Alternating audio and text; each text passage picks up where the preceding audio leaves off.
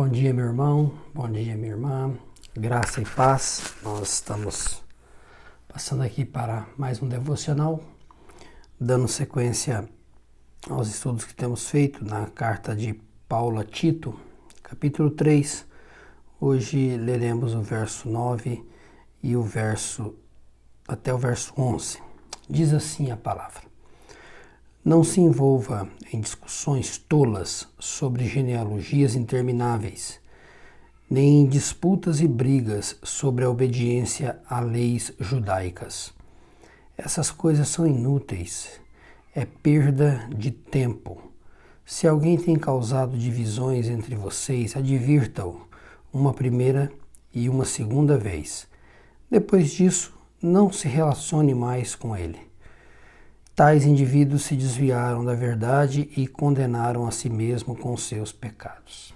Paulo está dando sequência ao estudo aonde ele vai contrapor o ensino correto, a prática correta, como que se deve proceder, e em relação ao que não se deve fazer. Nós vimos no último devocional o que nós devemos fazer quando ele diz que esta é uma afirmação digna de confiança, se referindo ao Evangelho da graça, ao exemplo da misericórdia, como Deus nos salvou, como Ele nos declarou justo, como Ele nos deu uma viva esperança, como Ele nos encheu com o seu Espírito por meio de Cristo Jesus.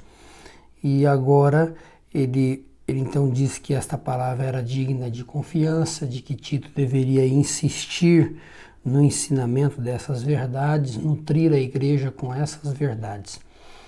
Em contraponto, Paulo diz: não se envolvam em discussões tolas sobre genealogias intermináveis, nem em disputa e briga sobre a obediência às leis judaicas. Paulo está falando a Tito que ele não deve se preocupar com essas coisas, mas se preocupar com o que é essencial.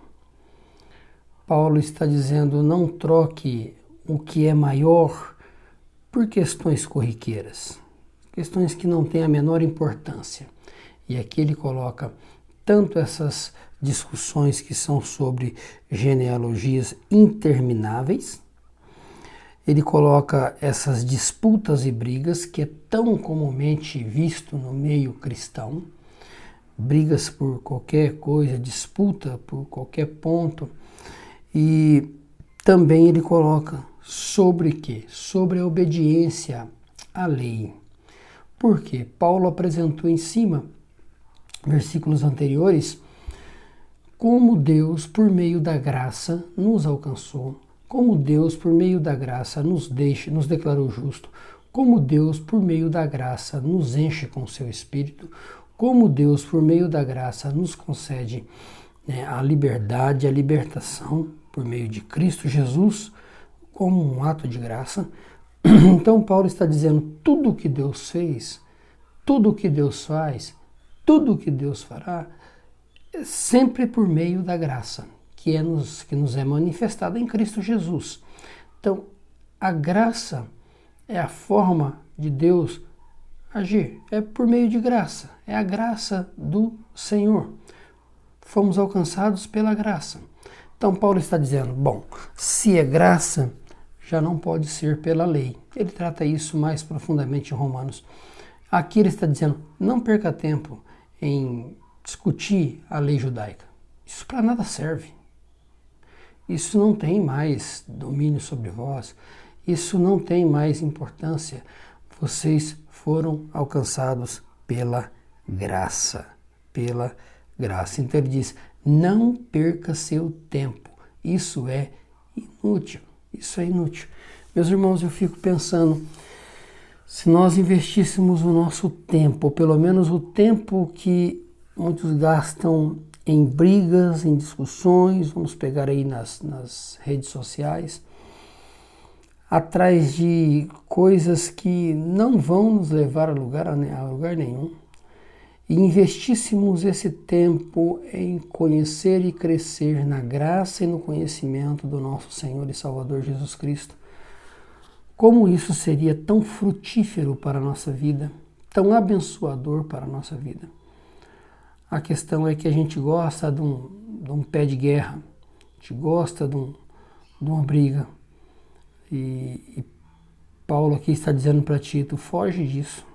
Não se envolve com isso, não. Não se envolve com isso. Ao passo que eu não me envolvo com brigas e com discussões intermináveis sobre leis, sobre o judaísmo, sobre isso.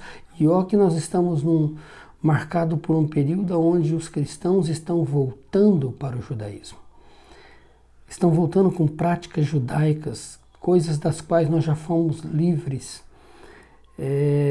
Então estão introduzindo datas, comemorações, utensílios judaicos no culto cristão, coisas das quais não faz o menor sentido, poderíamos até dizer uma ofensa à graça de Deus, mas muitos estão voltando e brigando e discutindo por causa dessas coisas.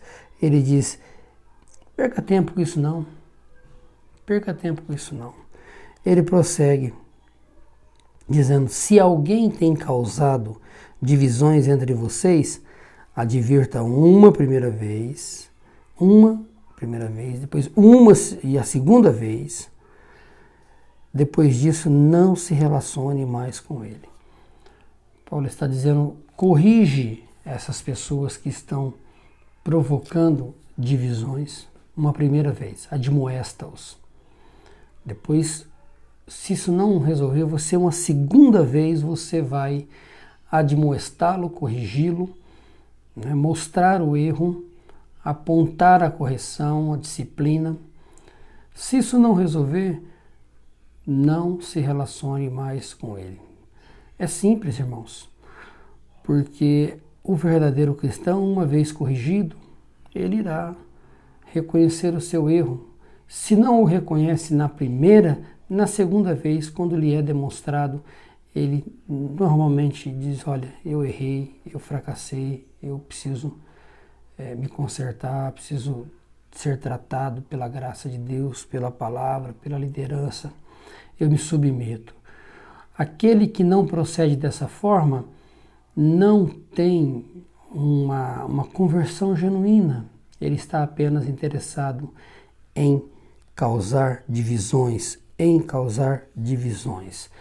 Eles já se desviaram da verdade, que é o que Paulo coloca no verso seguinte, quando ele diz, tais indivíduos se desviaram da verdade.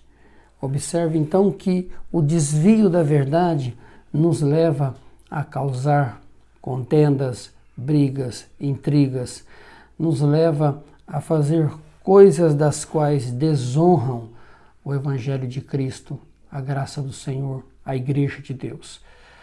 A verdade é algo imprescindível para a nossa caminhada. Quando Paulo diz verdade, ele está dizendo justamente sobre o Evangelho.